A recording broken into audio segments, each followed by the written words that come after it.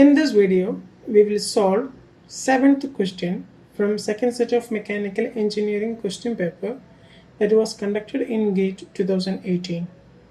The question is, in a single degree of freedom under damped spring mass damper system as shown in the figure, an additional damper is added in parallel such that the system still remains underdamped. Which one of the following statement is always true? Option A, transmissibility will increase. Option B, transmissibility will decrease. Option C, time period of free oscillation will increase.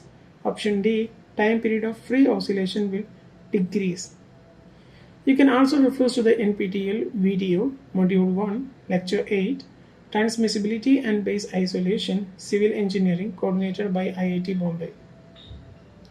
Before moving to the video solution, we need to know more about transmissibility. The transmissibility epsilon is defined by this equation, which is under root 1 plus 2 zeta omega by omega n whole square whole divided by whole under root 1 minus omega by omega n whole square plus 2 zeta omega by omega n whole square. Here zeta is the damping coefficient, omega is the excitation frequency, omega n is the natural frequency. From this equation, it is evident that the transmissibility depends upon zeta, which is the damping coefficient, and the ratio of omega by omega n. Now let us move to the video solution, where I will be explaining about the graph between the transmissibility with respect to omega by omega n. Now, this is the graph between the transmissibility and the frequency ratio omega by omega n. Here we can see that this graph is plotted for different damping coefficient zeta. This is for zeta 0.05, 0.1, 0.2, 0.25, means it is increasing. So for omega by omega n less than 1, when the zeta is increasing, the transmissibility is decreasing. When zeta is increased. Now for here, that means when omega by omega n is greater than 1, this is for zeta 0.05 and this is for zeta 1. So as zeta is increases, the transmissibility increases. Repeating again, for r less than 1, when zeta increases, the transmissibility decreases, and for r greater than 1, when zeta increases, transmissibility increases. Okay. So since in our question it is given the first two options are transmissibility increase or decreases, but since we don't know anything about omega by omega n, we cannot say transmissibility increases or decreases. Therefore, option A and option B is not the answer, because we are asked to find which is true always. Okay.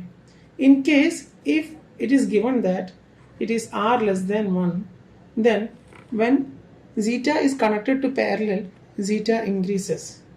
For r less than 1, and if zeta was increasing, the transmissibility will be decreasing. And if r is greater than 1 and zeta increases, then the transmissibility will increase. So in our question, it doesn't give anything regarding r. Next, we will see about the time period of oscillation.